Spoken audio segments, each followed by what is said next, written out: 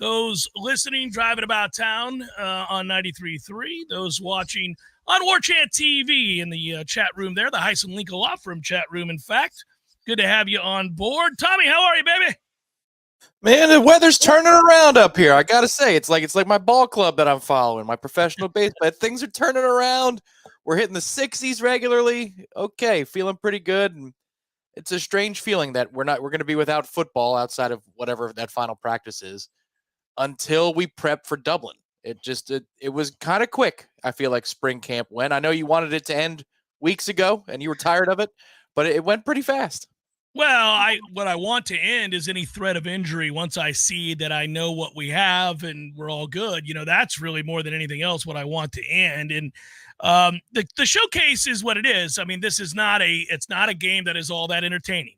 The people that you probably would enjoy a different format. All of us would. And that's true, by the way, of spring games kind of everywhere. I mean, this isn't unique to Tallahassee or unique to Florida State. Coaches set these things up to be kind of scrimmages, pseudo scrimmages, situational.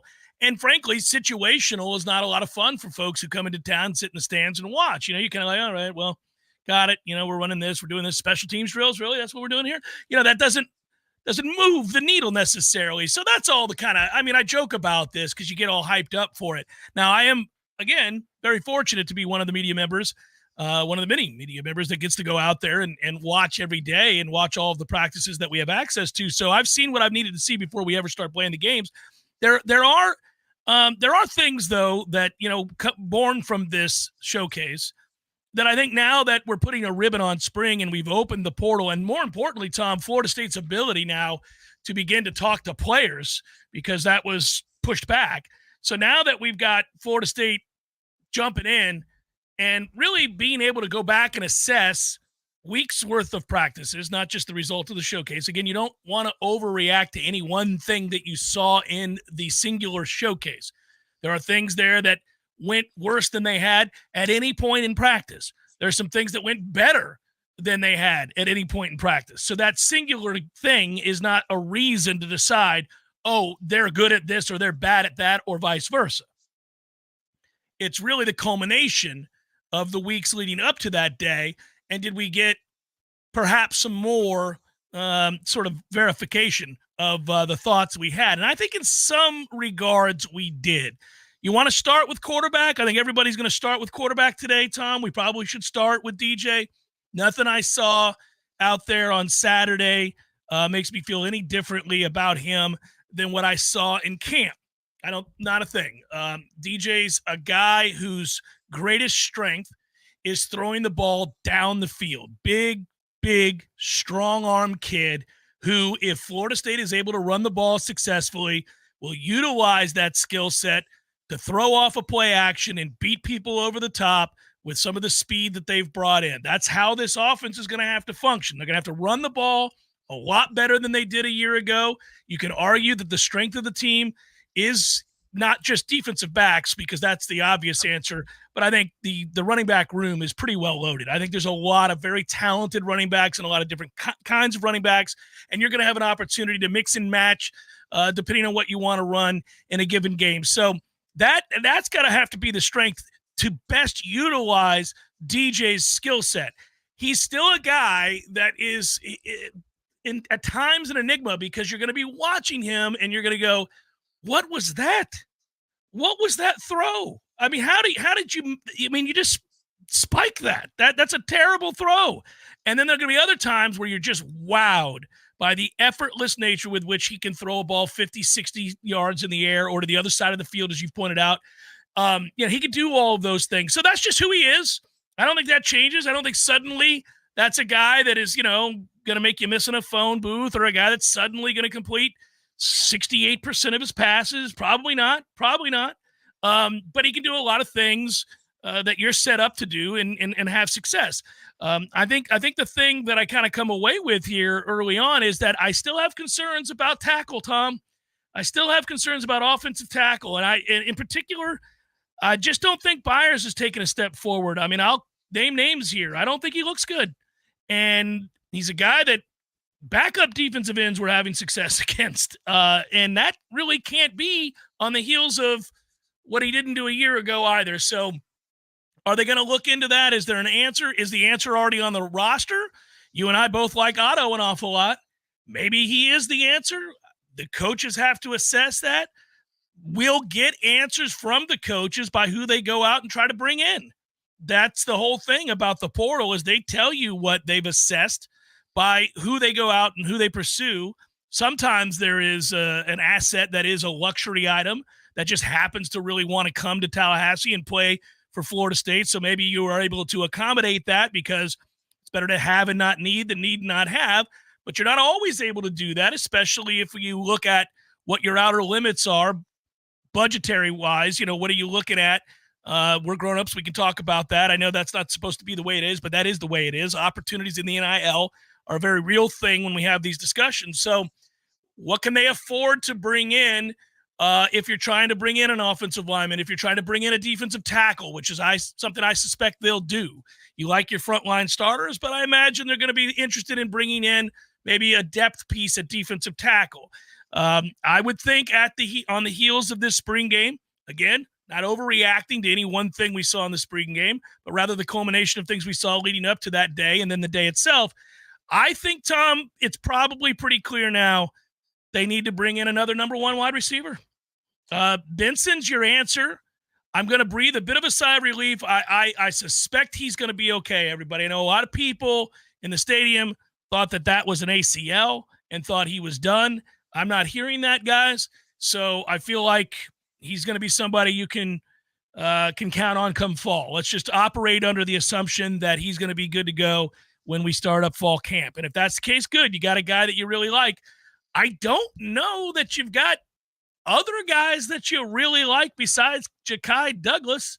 And I'll be honest with you, I'm not trying to besmirch Ja'Kai Douglas, but he can't be your two. He cannot be your two. And I'm not seeing the growth from Akeem at this juncture that I would have liked to have seen. Now, can that change? It can. I mean, again, he's got the entire offseason. All the receivers that remain have the entire offseason to work on catching the damn ball. And that's got to get better, because you heard me warn you about this the first week of camp. I steady mentioned it in the middle of camp. And if you watched it on Saturday, you know what I'm talking about. There are too many drops out there. The ball hits the ground too much. Yeah, I think if not a number one receiver, then another starting caliber receiver climbs up towards the top of the list. I think defensive interior is at the top of the list. And then there's a sliding scale based upon what's available. Is it a rotational player or is it a starter at the following three positions? Well, I want a starter. You could say, for example, I'm just throwing positions out there: offensive tackle, linebacker, safety. I don't need another depth piece. One of those three positions, if there's a kid that likes us, that is a starter, let's put him up towards the top of the list.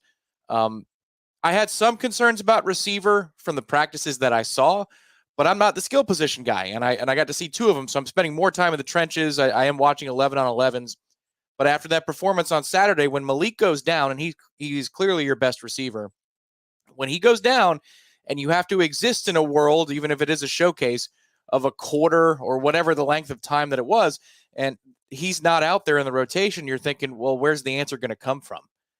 And you have to, if you're a coach trying to build a championship contender here, take a look at that contingency for the fall and say, do I have one? Do I have a contingency plan if Malik Benson were to miss a series, a quarter, or a game in the fall? And if so, what is that plan? And is it acceptable? And I think the answer you're going to get in the next week or so, we'll see. For me personally, I know Gene and I talked about it in the postgame show. Before spring, didn't think it would be a big-time need. After spring, I'm willing to hear that case, and I'm very interested to see if the coaching staff attacks it that way. Yeah, again, I like to define our terms as frequently as possible, because in theory you have a new listening audience every 15 minutes, and we continue to grow the Warchant empire and the Warchant TV empire to where the subscriber base gets bigger and bigger and bigger. And sometimes I need to remind myself that between radio listeners and TV listeners and podcast listeners and Warchant TV viewers and all that, that we've got some new people jumping on board, and they may not have a great frame of reference to the way we operate, the way we think, and kind of the basics of where we're coming from. 2 years ago, we were talking about a program that had to take an obvious leap forward in order to kind of inject themselves in the conversation of up-and-coming recruits that are interested in your school. And the only way you can do that is to win some games. And can you get to a place where you're not having losing seasons and you're actually going to a bowl and you're showing forward momentum? And that happened. And then all of a sudden, not only did that happen, once you gained that foothold, you were able to then take another leap forward in the way of an undefeated season. So once you went 13-0, you knew then that the old standard of like, okay, we're just trying to scratch and claw our way back into being an over 500 program and sustain some sort of respectability. Then it became, can you be elite? Can you once again win the ACC, wrestle control of the conference away from Clemson, who had been on a long run, and we had been obviously put into second and third place and really not competitive. And then we wrestled control of the conference back from them. And now it becomes, can you win a national championship? That's the logical progression as you get better and better and better. So when we're talking about roster configuration and we're asking about the assets on the roster and the assets that are out there in the portal and how you piece these things together, it's all with the backdrop of understanding how Mike operates, what Mike likes to do on offense. We know the infrastructure. We understand the modus operandi. We also understand the way that they recruit the portal, the kind of kid that has to come in order to be a success and a fit in the locker room. So these are all things you're weighing when you're discussing what they do in the offseason. Once the portal opens at the end of the spring game or the spring showcase, where do you look to improve based on what the expectations are of fighting for, and this is something for the foreseeable future, I would say, fighting for championships, going to playoffs, winning the league, and competing to try to win the ultimate prize. So when you say, or if I say, because I tend to be very blunt, if I say that that guy is just not going to get it done, or I use the slang, he ain't any good, I'm talking about in reference to elite standards, not the average Joe playing football at East Tennessee State where a bum like me once played, right? Like, I'm talking about the elite levels. Like, do you match up with Ohio State, Georgia, Alabama, and the programs that we're seeking to defeat in order to go to the playoff and win a national title? So by that standard, Tom, I think they've got to find a tackle other than Byers. They better find another wide receiver. I think it would do them well to get another defensive tackle in here for depth purposes because I like the frontline starters and I like some of the rotation, but I think they could use another player. You can never have too much depth at defensive tackle. So by those standards, they've got some work to do. You might even argue, Tom, that they would need to, if they could find it, go out and get a tight end. They've got one in Morlock, who I think is a very good player. I think he's going to have a very good year. Thomas came in and is already a very good receiving tight end. I don't know that I can trust him to be a good inline blocker. Jackson West, if he's able to stay healthy, and that is a giant I and a giant F, is a guy that does have some talent. He's just never healthy. He looks the part of a Greek god. He's a nasty, nasty guy in terms of like getting after it when he is healthy. He'll push the line, and I like that about him. But you could maybe use another tight end that is game in, game out, ready to block. They don't know that they have that guy on the roster right now. Yeah, I think there's a couple of those positions that I would list as luxury items if you're operating with a budget or space constrictions and things like that. There are some that go, to the top of the list, and I believe they're mandatory. As we're constructed right now, looking at the offense, this is an offense that must succeed running the football. If you add another receiver, you don't have to succeed running the football. Like last year's team did not have to, clearly. They hit explosives. They resembled Florida State from 2 seasons prior, 2021. Home runs and a lot of zeros and ones and twos. And that was enough because of the threat of Jordan, the receivers they had on the outside, the passing game in general. You were able to work backwards almost from what Mike Norvell wants to do. As it's currently constructed, you must be able to run the football. Because if you don't have the targets that can go generate, drives and multiple drives across a half of football when you got to have it on their own. They're going to get open. They're going to make explosive plays. DJ drops back and throws, 2 times out of every 3 plays. I don't think they're constructed that way right now. You can change that a little bit when we do get into this window of the portal. But right now, what I saw is an offensive line that when the 2 SEC transfers are at guards is much better. They started it with Estes at left guard, and I think he's had a good camp and he's a good rotational player. But I liked when you have your Alabama guy and your Florida guy at left and right guard. That looked very nice to me. It looks sustainable. That looks like a good ground game. And then also I see speed on offense as well. There's a sequence where they did get Jalen Lucas loose. That they wanted to do that early in the scrimmage or the showcase, and they weren't able to do that. Then they have the jet sweep. Jalen Brown has a jet sweep right after that. You can see Malik Benson's got the speed. If Destin can ever come back, Toafili on the wheel route. Like, you're going to have a lot of speed options, and that's what Mike Norvell is excited about, and I like that. And there's physicality up on that offensive line, but you can't be a pass-first offense, I don't think, with what they have right now. If you'd like to get closer to balanced, then you should probably go dip into the portal and go grab yourself a receiver. So the other part of this, and I want to comment on this because I think it's important now that we understand they're transitioning from one type of offense or within the realm of Mike's offense in aspects that he used a year ago and some other aspects that he's going to have to use this year that would really facilitate the need to go and bring in another offensive lineman. And I want to touch on this because it's kind of twofold, but we were just now kind of getting into all of this, and I just realized as I look up, I can't believe 21 minutes goes by that quick when we're passionate about Florida State football as we enter the offseason and portal time. It is the time to be passionate. Like, go get what you need. Think about what it was a year ago that you were able to do by kind of filling in the holes, right? These were things we were identifying, Tom. You recall, I was on these airwaves saying, we need to go get Keon Coleman if we can get Keon Coleman, because we are not whole at wide receiver right now. We are not whole. Well, once again, we are not whole at wide receiver right now. And if there's a guy that's excited about playing here that has done it at that level, I'd certainly reciprocate. But I'd also do it on the offensive line and maybe on the defensive line. So there's a lot to figure out here. We'll continue on the Jeff Cameron Show, 93.3 Real Talk Radio and Warchant TV. Attention, Florida. Are you a victim of an auto accident? We introduce our live chat sponsor, Hyson Lika Law Firm, dedicated to representing injured clients statewide. If you've been in an accident, call Hyson Lika Law Firm at 813-803-0733 for a free consultation. Remember, there's no cost to you unless they win. Your interests come first with Hyson Lika Law Firm, the name you can trust for justice. Call 813-803-0733 now or visit HysonLikaLawFirm.com. Hyson Lika Law Firm, your advocate in times of need. IT consulting firm located right here in Tallahassee, Florida, solving the future for state governments through strategy, process, and technology. As a trusted advisor for state governments, ISF knows the importance of defining a clear and detailed strategy. Our friends at ISF can help your organization create a strategy that sets you on a path to success. ISF, your vision plus our expertise brings your brilliant ideas to life. Visit ISF.com to learn more. ISF, solving the future.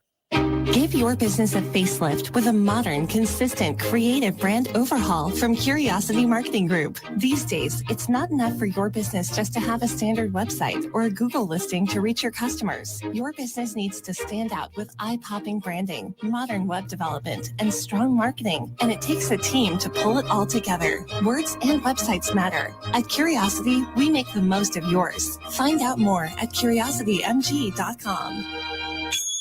I used to fight almost on a daily basis working on my business website. I'm a pretty smart guy, but I could never get it to function the way I needed it to, and I was losing customers because of it. That's when I called Curiosity Marketing.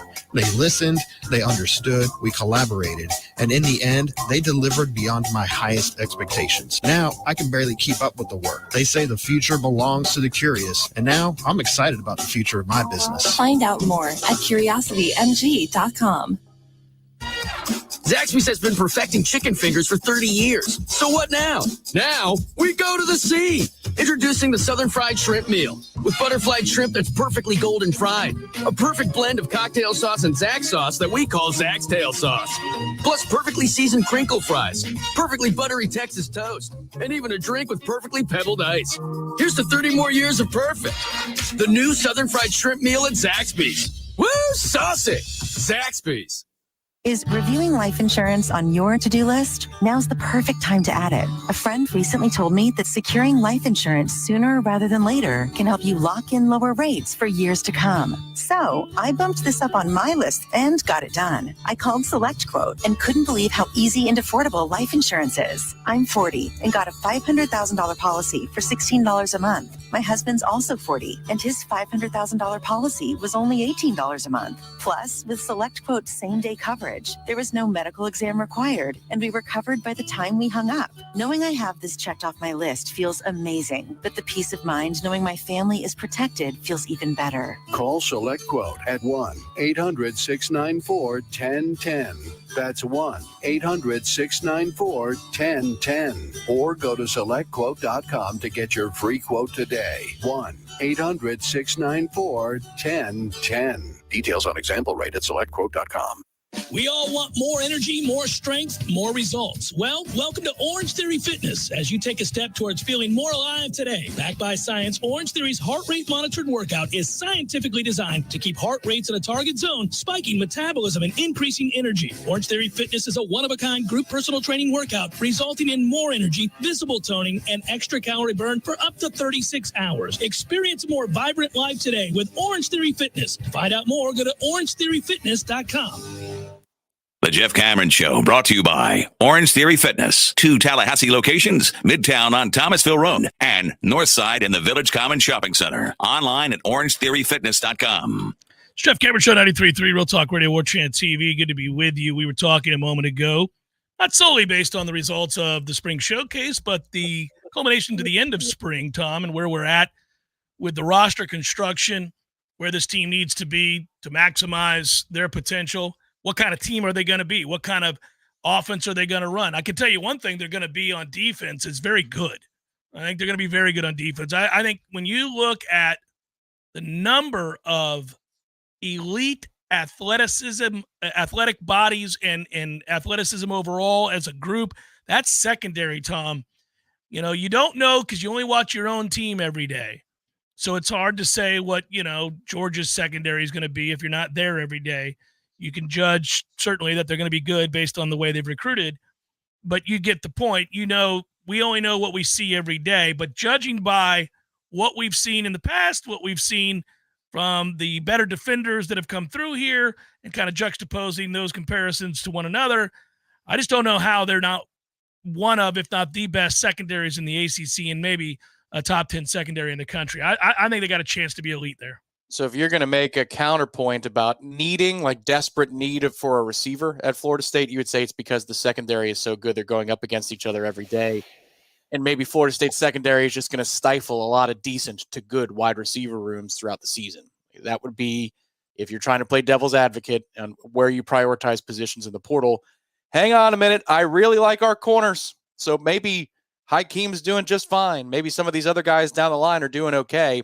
And when they face the teams that Florida State's going to face on their schedule, you'll see that. That's the limitation of going against yourself every day. But the secondary does look quite good. They look physical. They look the part. And if you were to list a position where Florida State has an excess of talent, I think if it's not running back, you go to the defensive back room really quickly, specifically corner. Corner, they're in very good shape. Yeah, I would suggest that is a segment group that is simply loaded. I have no concerns about what's going to happen in the secondary, especially not a corner. I think they're really good. I think that if anything, you're going to look at that room and you're going to say, golly, not all these guys can play. I wonder if we're able to keep everybody because they're just so talented. There are a lot of guys that would be starting places if they weren't battling for the position that they are here with another elite talent.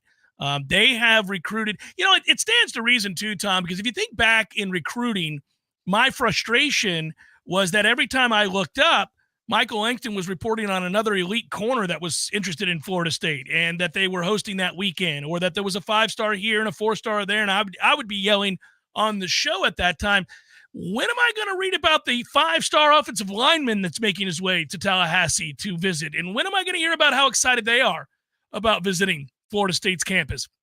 Because at the time, I thought we had more than enough talented secondary players to access, and I still think that. And so it's good. I mean, it's good to have too much talent in a room. I would bank on that. I think they got plenty of talent at running back.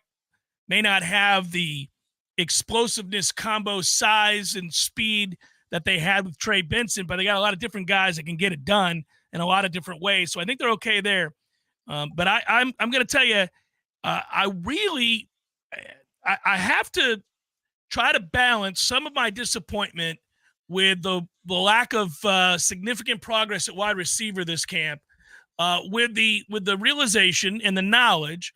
And I want to play point counterpoint here.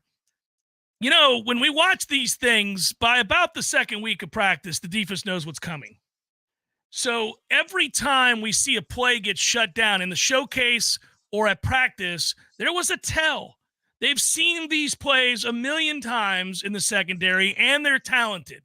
And so now Mike's not calling stuff in this showcase that is going to act as a man beater. You're not seeing things that you would do to pick players. I know we're not supposed to call it picks, but that's what mesh is. That's what these things are. You pick people. So they don't really do that. And thus you're going to see a talented group of players who know what's coming dominate an offense. And for stretches, that's exactly what they did. That's not the way an opposing defense that doesn't see your offense every single day is going to act. They're going to have keys, and you're going to be able to play off of that, and you're going to have a knowledge of what they do, and then you're going to play call and install based on how to offset whatever weakness you have and strength they have, and vice versa. So it's you're reminded of that when something's excessive, part of it is the familiarity that one group has over the other in camp, and defense is always ahead of offense. That's especially true when you're installing an offense with a bunch of new faces and a brand new quarterback. So all of that makes some sense. That said, I think they've got to go out and get another receiver. Yeah, after all that logical reasoning, putting it all together, the motion's denied. We're going to get ourselves a wide receiver. No, I think that's what I mean. I want people to know that I didn't just willy-nilly that because I saw a bad, stretch in the spring game. For me, the best part of the spring game where you learn or showcase that you learn something new from a practice and 11 on 11, which they do a lot of 11 on 11 in spring camp. So it's not as though this is the first time that they're all going head to head, but they don't go live the same way that they do in the showcase or the same way that they do in a scrimmage that's close to the media. And so the one part of practice that is really, really hard to evaluate is the success of the run game on a random Tuesday or a random Thursday, because they play thud. They don't go to the ground. The whistle blows. I don't know if Jalen Lucas was going to break that. I don't know if it was going to be a gain of 4. Ditto for any other running back. What I was buoyed by, and what we don't see day to day that we get to see in the showcase, is they were able to move it around and run the ball a little bit. I thought that it wasn't the most consistent thing in the world, but it wasn't one explosive and then a whole lot of nothing. For example, on Roydale Williams' touchdown, Darrell Jackson is anchoring the middle of the defensive line, and they execute a combo block on him to get him out of the way. And then you've got Richie Leonard winning his block one-on-one that opens up the seam for Roydale to hit with patience, and then boom, there he goes, and he scores a 20-plus yard touchdown. Those things, plus Keziah Holmes' performance as a runner and a blocker, that's my favorite player of the day. I thought Keziah's performance was excellent, and in a room that's crowded when you're vying for snaps, he couldn't have done more things well. He ran the ball well. He showed his top-end speed. He ran through Shaheem Brown in open space. He pass protected on Lawrence Toafili's situational score that happened early in the day before they got into 11 on 11, or I should say that the scrimmage setting. He had a lead block in that situation. Like that running game, I'm glad to be able to see that, because that's something that we do not get access to in spring camp. And they look like they were able to hold their own, especially on that left side, and especially when it was Ferguson and Richie Leonard at guard. I liked all of those pieces being put together. I think they've got a real shot to be able to run the ball this year.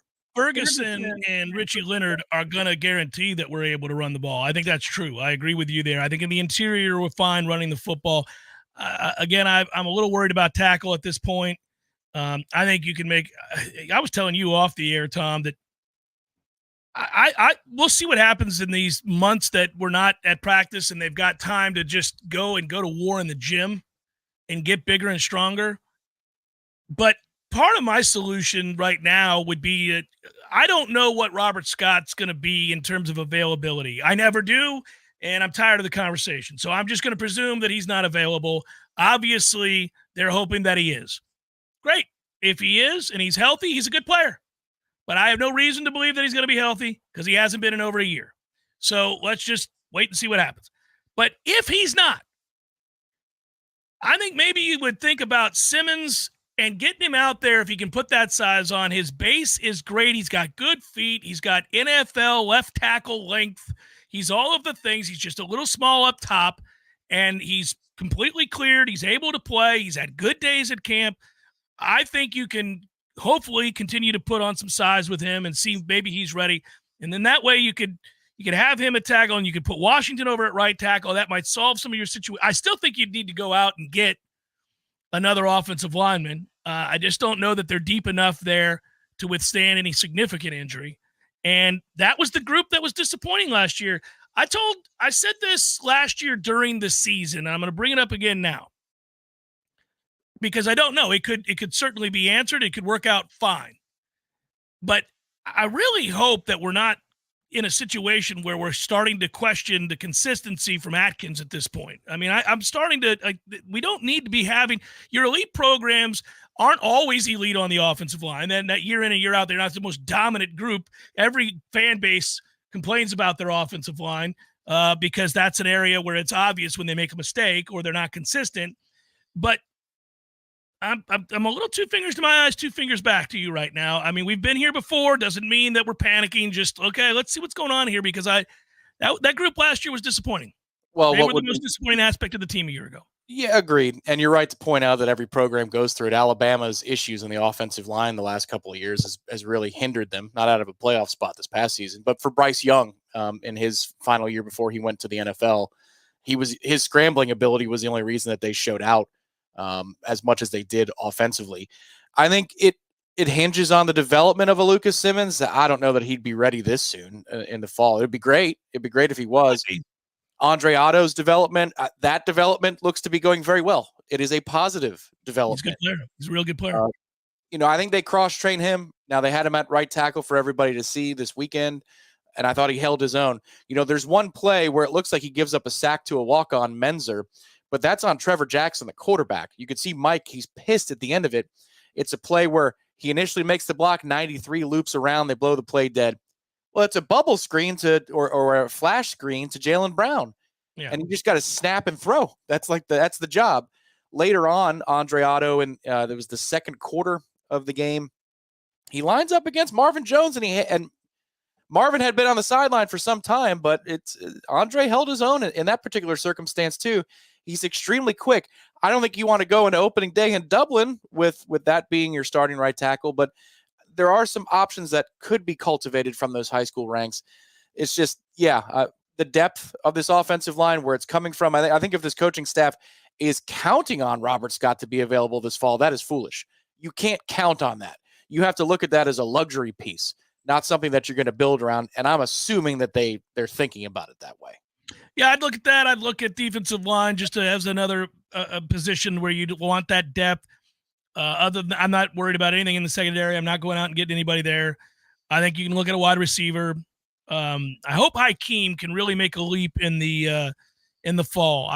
That's a guy that I thought could be a superstar. I still think he has great days in front of him. I get tired of hearing him described as somebody who's really good at blocking. Great.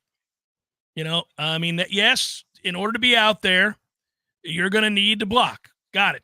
We should all do that for one another. That's how big plays happen. That's the essence of being a good teammate. It's kind of a prerequisite.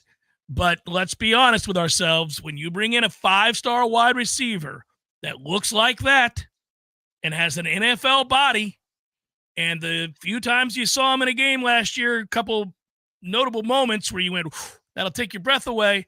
Like, I ought to see real progress as him as a receiver. Great that you can block, Hakeem. Let's start seeing some consistency, route running, catching, explosive plays. That's what we should see from him as he takes the next big step. I've got a prescription for you right now. All right. It's a couple of doses of this. We're elite at corner. We're locked down at corner. And that's all it is. So just take that pill every 6 hours. Just swig it back with some water. Now, if they hit the portal, you don't have to have that prescription anymore. We can wean ourselves off of the prescription. But if they don't go into the portal and they're going to roll with what they have, which again assumes that the Malik Benson news would be good. I think if Malik Benson's news is not good, then you absolutely have to go all out. Oh, well, there's no question about that. First of all, if that injury news is not good, and guys, again, if you missed early in the show, I'm always very careful about how we talk about these things, and we're required to be, and it makes sense to be. We're talking about somebody's health. I think we're going to be all right. I feel like we're going to be okay. I feel like we can plan on having Malik in the fall. There were a couple guys that got dinged, and we're all worried about that. But I would say that I feel like we're probably going to be all right in the fall with Ferguson. Probably going to be all right in the fall with the guys that we saw go down to injury in this particular game. That's where I'll leave it. I feel like, we may have avoided disaster there. Nothing official on the record with that, and that's really as far as we can take it. But I feel like that's kind of where we're at. Well, for the Ferguson development is massive. Just because, again, these are 2 roll-up injuries at the end, which is, there are some things where fans might go nuts and say, are soft tissue injuries up 65%? Because Jimbo once said that they're down by 86%. Or do we just have soft tissue injuries? But when somebody is engaged and they get rolled up on, that is purely chance. It's rolling dice on in a craps table and just seeing where they come up. But Ferguson had a good game, and I'm telling you, I got so fired up because we saw in practice that Bryson Estes was at left guard, starting at left guard. And I remember when I was down a couple of weeks ago, I walked over to him, I said, is that normal? Is that normal that Bryson's at left guard? And the universal response from you and the guys on the staff was, no, he's been good. Mike's called him out. He said it on the record, but he means it. Bryson's had a good camp. And that's great. But when the 2 SEC guys were at guard, I got fired up because you could see the difference.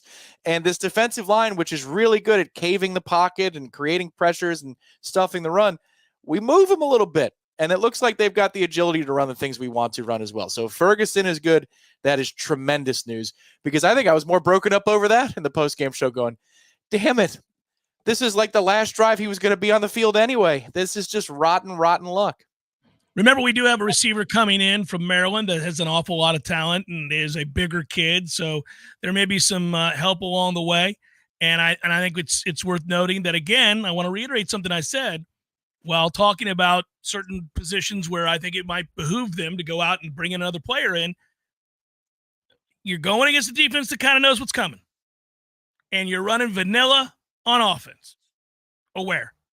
So what sometimes looks bad isn't as bad as you think, just because of those factors. But again, my assessment is not solely based on, some of the things we saw in this game. The drops were a steady problem throughout camp. We'll see. I mean, Mike brought it up. So let's just say I didn't bring it up. Mike brought it up. So, clearly Mike was pissed about this. So if you don't have to trust me, you can be like, whatever, this blowhard thinks. Fine. Your head coach brought it up. Also, I have eyes and I've been at the practices. So, they drop a lot of passes. That's just all there is to it. There's no, you can get mad about it if you want, but that's how this goes. It's the Jeff Cameron Show, 93.3, Real Talk Radio, Warchant TV. Your local news now. Construction plans along with the price tag have changed regarding the completion of the new Tallahassee Police Department headquarters. The facility is now expected to be completed in 2026. The city's goal was to have the facility completed by the end of 2025. The initial estimated construction budget ranged from $45 to $60 million. However, the project is now expected to cost close to $135 million. Officials with the Florida Department of Health in Hamilton and Madison counties issued a health advisory Wednesday for the Withlacoochee River. The advisory was issued because of a wastewater overflow that happened late last week in Valdosta as a result of recent flooding. The health department specified the advisory has no impact on drinking water, but rather warns residents about possible contamination of the river. As a precaution, the DOH recommends that anyone who comes in direct contact with the river should wash that part of their body thoroughly as soon as possible. This is Rachel Anay with your Real Talk 93.3 local news update, brought to you by Macklemore Systems, Tallahassee's go-to Mac store. Check them out online at MacklemoreSystems.com. This is meteorologist Paul Trombley with your Real Talk 93.3 weather update. Daytime highs approaching 73 this afternoon. Under sunny skies, north winds 8 to 15 miles per hour. Tonight, lows dip down to about 49. Bright sunshine tomorrow, high of 78. Clear skies and dry Wednesday and Thursday, low 80s. Wednesday, mid 80s by Thursday. This report is brought to you by the Lawn Johns. For all your landscaping and lawn care needs, visit thelawnjohns.com. Right now, it's 69 degrees. Have you been injured on I-10? I'm Dana Brooks of Facing Brooks Law Offices. We partnered with RoadProof to access all interstate traffic camera footage along I-10 from Pensacola to Jacksonville. Memories fade and witnesses disappear. Securing important video footage now can make sure your claim receives the full attention it deserves. Call us today and let us secure the proof you need to come back stronger. Facing Brooks, 850-777-7777. Offices Destin, Tallahassee, and Jacksonville. Haven't seen this guy since, what was it? Oh, shoot. U2 at the Sphere in Las Vegas, baby. Hey, how about that, man? Wasn't that fun? Good show. Good show. Everything about it. Nearly perfect. Nearly perfect. I had everything I could possibly want. I wanted one thing, couldn't find it, and I looked everywhere. No Cubans. What do you mean? No Cubans. There was Cubans. No, I didn't see any Cubans. Dude, no. I'm sure there was Cubans there. I mean, you know. No. I walked around. There was a moment right before the show. I thought, got to find some Cubans. Nothing. Dude, there's Cubans. There was Cubans. I'm sure there was Cubans. In Las Vegas? In Las Vegas. No Cubans in Vegas. There's Cubans in Vegas, man. Eddie, there were no Cubans. Chef. The sandwich. There were no Cuban sandwiches. You're Cuban. Of course I know there were Cubans there. Oh, the sandwich. Yeah, no, there probably wasn't many there in Vegas. No Cubans. No, not yet. Gordo's, bringing the flavor and flair of Cuban food to Tallahassee since 1996. The Jeff Cameron Show is a production of the Warchant.com multimedia network. Check out Warchant.com today for the latest news inside Florida State athletics. That's Warchant.com. Now, back to Jeff on Real Talk 93.3.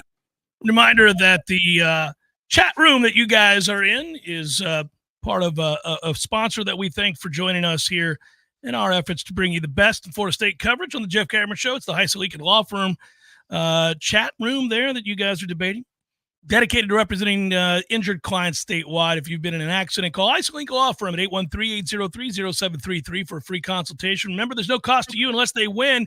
Your interests come first with Heisel Law Firm, the name you can trust for justice. Call 813-803-0733 now, or visit HeiselLawFirm.com. Heisel Law Firm, your advocate in times of need. Offices, Tampa. All right.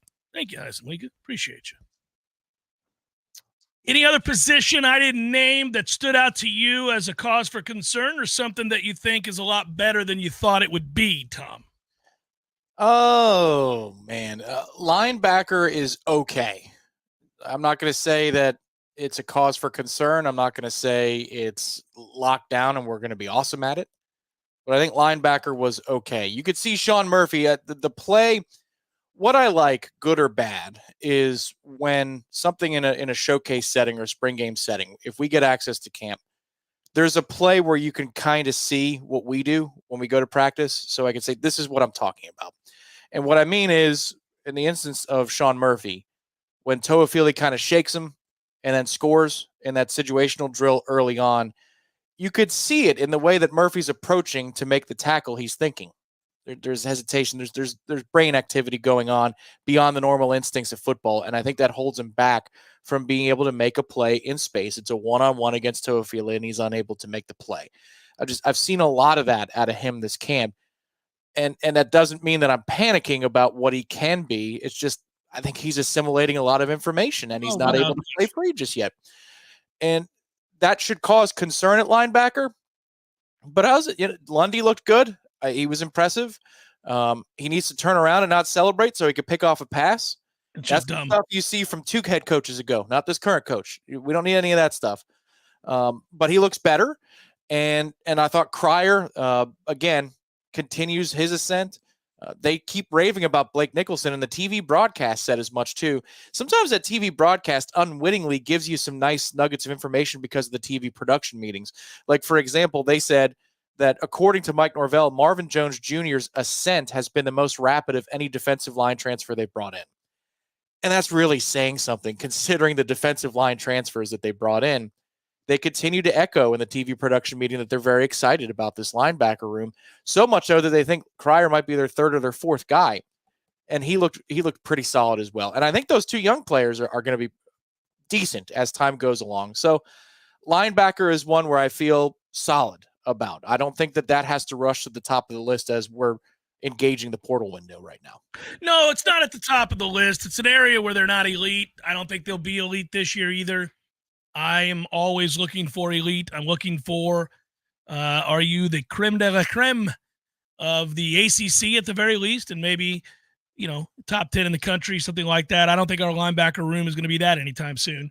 So will they be good enough? Can you win with them? Yeah, I think you can win with them. I think you can. I think there'll be days where they're fine. They're better than fine. I just don't know that you're ever going to be like, man, these linebackers are dominant. Just don't see that being the case. But I like Cryer a lot. Murphy's thinking a lot. You got that. You nailed that. I think that's absolutely the right way to describe that. Lundy's a pretty good player. We'll see. We'll see. We'll see if they continue to take steps. Nicholson is a player that, as he continues to get stronger, I think will become more and more of a guy that we like, that we fall in love with, because he can really run. So a question to that end for you. Adam Fuller's raving about him a couple of weeks ago, and we talked a lot about that. We played the audio. Are you willing to just trust when Adam Fuller says that he likes guy and he's turned a corner, that the guy's turned a corner? Have you gotten to that place with Adam Fuller where if he says it, you're buying it? Or do you still have to wait and see for yourself? What's your confidence level in Adam Fuller's assessment and or what he's willing to go on the record saying? Yeah, it's the latter. Sending. Yeah, it's the latter, right? It's not that I don't trust his ability to know what he's looking at. I mean, I'm not questioning that. I just don't think I was asking either. Just to be careful, that's not what I was asking either. But yeah. Well, but you're saying how much do I trust him? It has much more to do with, do I trust him to tell us the God's honest truth in a post-practice assessment? And no, I don't trust any coach to be that blunt. None of them. I mean, it's very rare, unless they're trying to make a point and actually make a point through the press to the player. It is very rare that a coach, any coach at any position, comes in and goes, I got to tell you, we are terrible at linebacker. We're just not any good, and the players there suck. We're going to have to get better ones. This is not a good situation for us. Next question. Like, you're not going to ever get that, or you're very rarely going to get, even when it's the opposite. To make my point, like, you could be elite somewhere, and it's still very rare that a coach is going to come in and go, nobody's better in the country than we are at wide receiver. I mean, look around. We have to be the envy of every program in America right now with the bevy of receivers that we trot out there that are 5-star or above. I don't know how we'll lose. You're not going to get that either. Like, that doesn't happen. So you're always kind of parsing, how much is he willing to say? What is he alluding to? Is there lines to be read, between?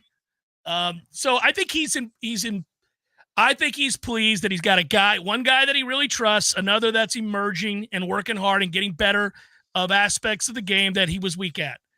Yeah. I don't think it, again, the linebacker position has been minimized in the modern era of football. So I have to catch myself. I keep thinking, well, man, we only have like two guys that I really like, and maybe that's all you need.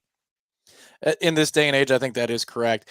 Not all head coach or coaching indications are the same. For example, Jalen Lucas was a question early on in spring camp for Mike Norvell, and he started laughing and smiling. And that's genuine. He might be trying to stay in character, but he's giddy about what Jalen Lucas can be. And we saw a couple of those types of plays, the jet to the left. You can really get a sense of how fast Lucas is. And then he had a run between the tackles later on.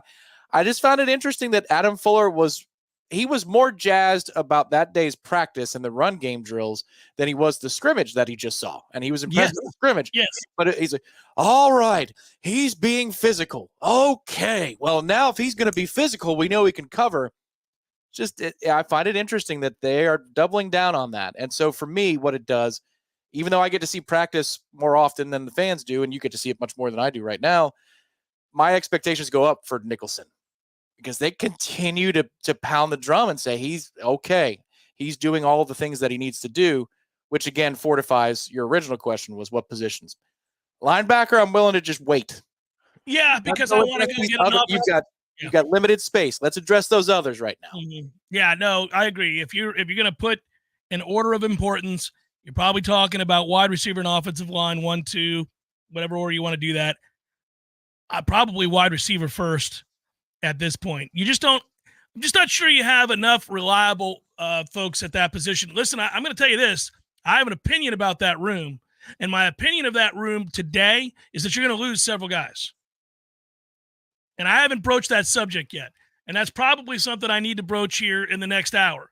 The portal's open.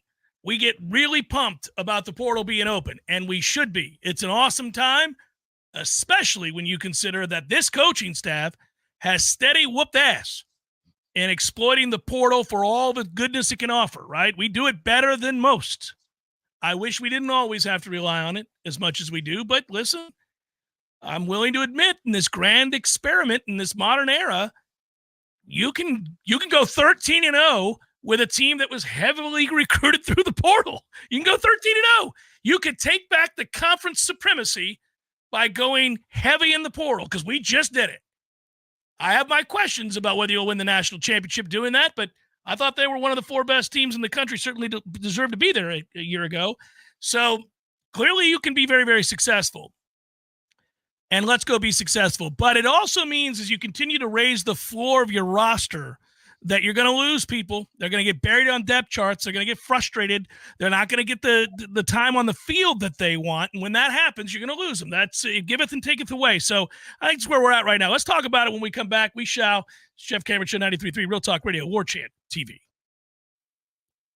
When you need a plumber quick, how long is an acceptable time to have to wait? Yeah, hey, it's the Millers again. Just calling you about our little problem. 2 hours? Hey, we were hoping you can get here soon because the water is getting really bad. I mean, please hurry. 4 hours? I know you said you were on your way, but, honey, tell the kids to tread water. 8 hours? Don't worry about us. We're fine. At M&L Plumbing, you'll never have to wait long for quality, dependable service right when you need it. At M&L Plumbing, we listen to our customers, and our qualified technicians aim to achieve 100% customer satisfaction. So the next time you need plumbing work or repairs, think of the name M&L Plumbing, your local plumbing experts, commercial or residential. Give us a call, 850-575-9393, or visit us online at mndlplumbing.com. M&L Plumbing, for all of your plumbing needs. I'm Greg Tisch here to share one of my favorite TCC stories. In the summer of 1966, Eugene Lamb wanted to stay in shape before leaving to play college basketball in Louisiana. So he jogged to Tallahassee from his home in Midway and helped lay the bricks for the first building on what's now the TCC campus on Appleyard Drive. Today, he is a longtime member of the TCC District Board of Trustees. It's no exaggeration when we say Trustee Lamb helped build TCC into what it is today. TCC thanks our community for 58 years of support. We look forward to moving into the future together. Some days I cover up because of my moderate to severe plaque psoriasis. Now I'm hitting the road with clearer skin thanks to Skyrizi, Risankizumab Riza, a prescription-only 150 milligram injection for adults who are candidates for systemic or phototherapy. With Skyrizi, 3 out of 4 people achieved 90% clearer skin at 4 months. And Skyrizi is just 4 doses a year after 2 starter doses. Don't use if allergic to Skyrizi. Serious allergic reactions and an increased risk of infections or a lower ability to fight them may occur. Before treatment, your doctor should check for infection and tuberculosis. Tell your doctor if you have an infection or symptoms such as fever, sweats, chills, muscle aches, or cough, or if you plan to or recently received a vaccine. Thanks to Skyrizi, there's nothing on my skin, and that means everything. Ask your doctor today about Skyrizi, the #1 dermatologist-prescribed biologic in psoriasis, and visit skyrizi.com or call 1-866-SKYRIZI to learn more. There's fun to be had every night at the Corner Pocket. Take-home prizes on Trivia Tuesdays and Beer Bingo Thursdays. And kickstart your weekend with Martini Fridays. Plus, happy hour runs every weekday and game day specials every time the Noles take the field. Watch all the best games at the Corner Pocket's Vegas Wall, featuring 560 inches of flat-screen TV heaven. Oh, really? The best food, the best drinks, and the best place to watch all the games. Tallahassee loves the Corner Pocket. Coming up next, more of the Jeff Cameron Show. Live and local on Real Talk 93.3 WVFT. Greta, Tallahassee. The latest betting odds and live movements from Vegas. This is your action update. Now here are your latest lines from our guys in the desert. Tampa Bay lining on the road to the Florida Panthers on Tuesday in Game 2 of their first-round series of the Stanley Cup playoffs. Lightning $1.50 dog, Florida minus 180 on the money line, 5.5 over the total. The Magic a 5.5-point dog at Cleveland today. Rocket Mortgage Fieldhouse in Game 2 of their NBA first-round series, 202.5 the total. Zach Littell on the hill today for the Rays, plus 100 against Tariq Skubal of the Tigers, minus 120, 7.5 under at Tropicana Field. The Braves have Bryce Elder on the mound for the first time this season. He's a $2.38 home favorite against Miami, plus 195. Free betting splits available at vsin.com/splits. For more sports betting news and information, go to vsin.com. Mike Sennett, Real Talk 93.3. Hey there, you and aisle 2. I see you by the fiber and laxatives. You still using those to manage your constipation with belly pain? If your symptoms keep coming back, you may have irritable bowel syndrome with constipation, or IBS-C. So you may need more than over-the-counter treatments to manage it. Ask your doctor about how Linzess can help you get ahead of it. Linzess linaclotide is a prescription medicine that treats IBS-C in adults. It's not a laxative. It's a once-daily pill that helps you get ahead of your symptoms. It's proven to help you have more frequent and complete bowel movements and helps relieve overall abdominal symptoms, belly pain, discomfort, and bloating. These symptoms were studied in combination, not individually. Do not give Linzess to children less than 2. It may harm them. Do not take Linzess if you have a bowel blockage. Get immediate help if you develop unusual or severe stomach pain, especially with bloody or black stools. The most common side effect is diarrhea, sometimes severe. If it's severe, stop taking Linzess and call your doctor right away. Other side effects include gas, stomach area pain, and swelling. Learn more at linzess.com or call 1-800-LANZESS. Hey, let me tell you about my friends at Tried and True Consulting, a Seminole-owned business that specializes in payments and business solutions. Tried and True's core expertise includes card, ACH, point of sale, mobile, e-commerce, and hosted payment solutions. Tried and True will help you reduce costs and increase your bottom line. That always sounds nice. Whether you're a retailer, restaurant, licensed professional, or service industry, Tried and True is saving you money. Tried and True's expertise extends to payroll, video menu ad boards, IT services, web design, and social media. It's time to make one call and tell the competition to take it on down the road. Call Don or Joe today at 844-464-6653. That's 844-464-6653. When you do business with Tried and True, they contribute 10% of the net revenue to the battle's end. So go Tried and True today. Call 844-464-6653.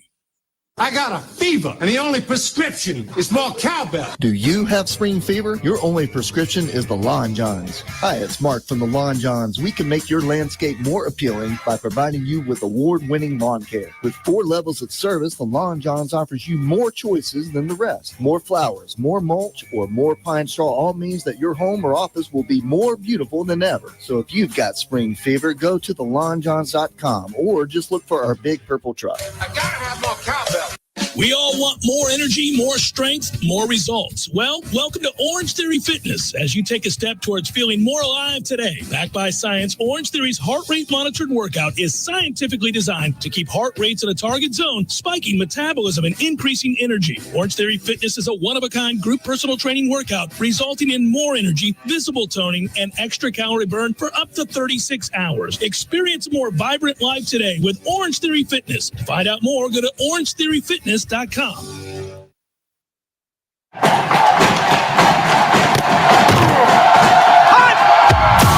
Broadcasting live from Florida's capital city, this is the Jeff Cameron Show, brought to you by Orange Theory Fitness on Real Talk 93.3. Now, stop what you're doing and listen closely. It's time for the Jeff Cameron Show in 5, 4, 3, 2, 1.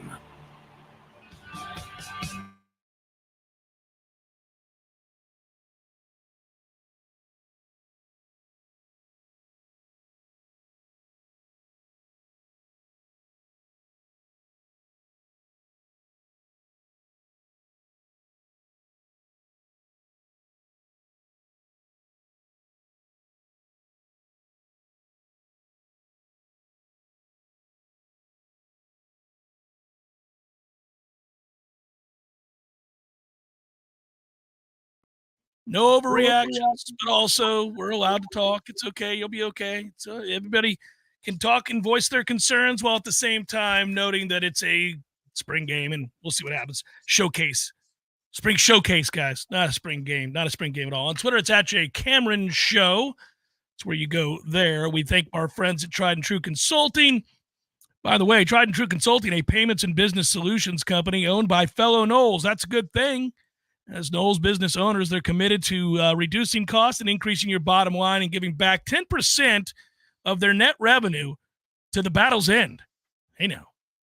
Get the trifecta today. Scan the QR code. If you're watching on the screen, you'll see that QR code. Do it. You can also call Alumni's Don or Joe at 844-464-6653.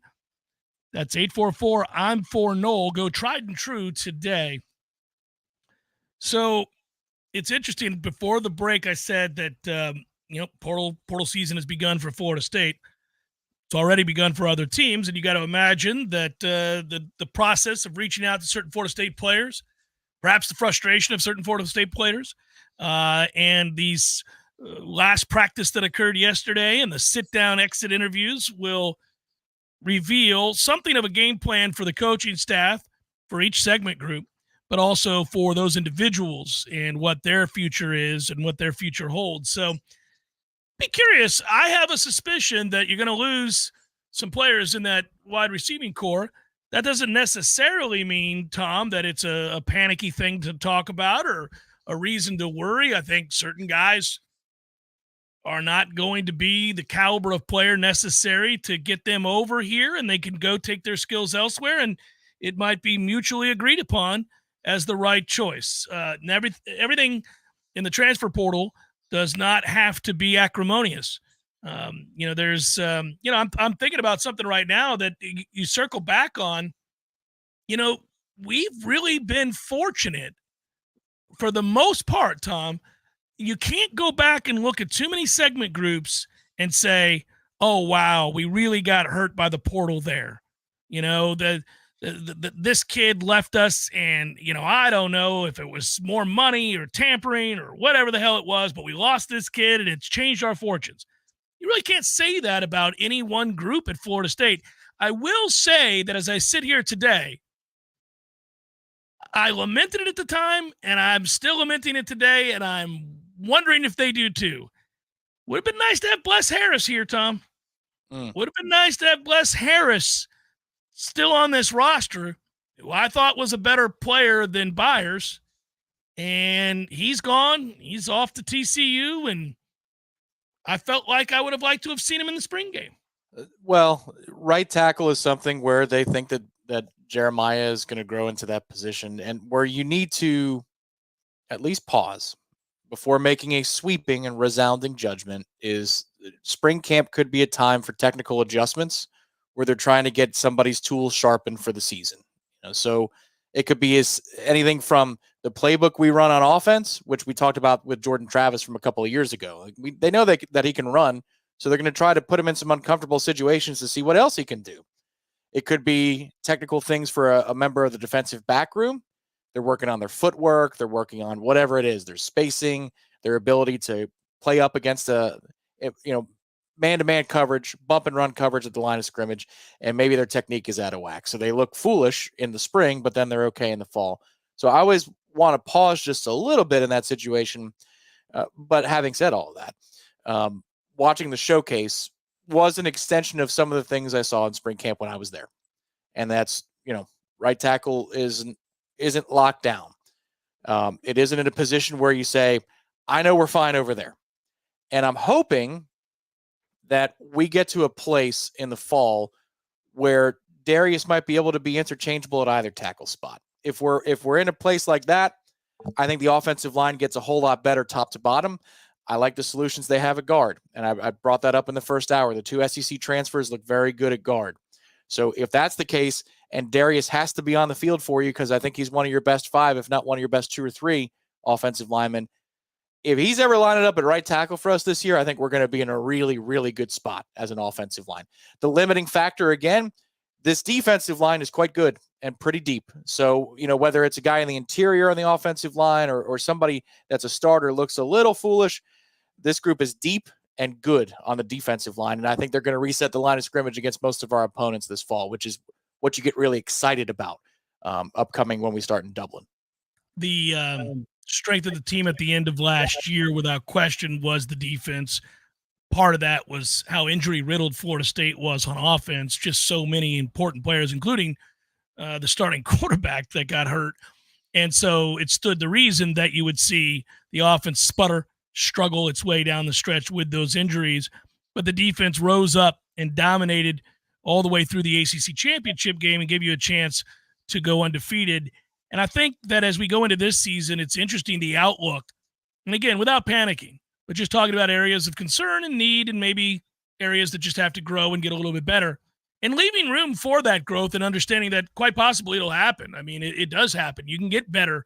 The spring is really a time to work on those technicalities you're speaking of, Tom, and it's a time to experiment with certain players in certain roles. Even if they're not able to fulfill those roles, coaches will sometimes want to see how they respond to being put in those situations. Is it a case where in a pickle, we could use this player here? Oh no, we tried that in spring. It's not going to work out. He didn't mesh real well, so we're going to have to maybe go out and get somebody. Or, I really liked so-and-so here. We could probably utilize his skills if need be, and maybe even continue this process in the fall and let him transition to this position. These are the things that happen. And so spring is a luxury in that way for coaches. Coaches are always searching. They're always obviously experimenting to some extent, and they want to see what guys can and cannot do. What better time to do it than in the spring when the results don't matter, meaning the games of consequence don't exist. So I get all of that. We talked about tight end. I saw there was an active chat in the conversation in the chat about tight end. Guys, I will tell you that as much as I think do need better inline blocking from a tight end at this point, that segment group is, I think, going to be average, but partly because you don't have a blocking tight end. Please remember, Biscuit stunk last year. For all the people that wish we had Biscuit back, this is not a personal attack. He came into camp out of shape, never played his way into shape, was wildly inconsistent, didn't block well, and really kind of fell out of favor because of it. That's just the reality of the situation. So it's not like they were like, take it on down the road, kid, even though he was playing well. No, he wasn't. And so that wasn't something that I think they were overly worried about. I just don't know that you've got a guy that right now can do it. Those two things can be true at the same time. Yeah, I think that's where we're at. What gets fun here, because this is a good team. So I would reset that, at least from where I'm standing. I know we talked about this on the phone today. Like, this is a good team. I think this is a double-digit win team. The question is, how many pieces can you add to, push up against running the table, 11 and 12 wins. And the fun part now is doing the math. And all we can do right now is speculate because we don't know how many kids are on the way out. We've got people that we think are, but what is the actual number and what are the number of spaces available for this roster? So let's experiment with it. You think there's 3 spots open? You think there's 5 spots open? Because that makes a difference as to how you attack the portal and what positions you entertain from the portal. Because I think if there's 3 spots available, you've got defensive interior, a wide receiver. At this point, I think it's climbed up the list that high. And then at that point, maybe best player available. Now, if you're at 4 or 5, you might see some more aggression and maybe in terms of quick visits or contact between the parties, these types of reports that you're seeing all over the place. Warchant and On3 for the other programs. Florida State is now getting into the act. You can cast a wider net and see what sticks. But I am interested to find out what the number is going to be. How many spaces do we have? We know it's at the top of the list, but how many extra things can they add? And we're going to find out probably in the next day or two.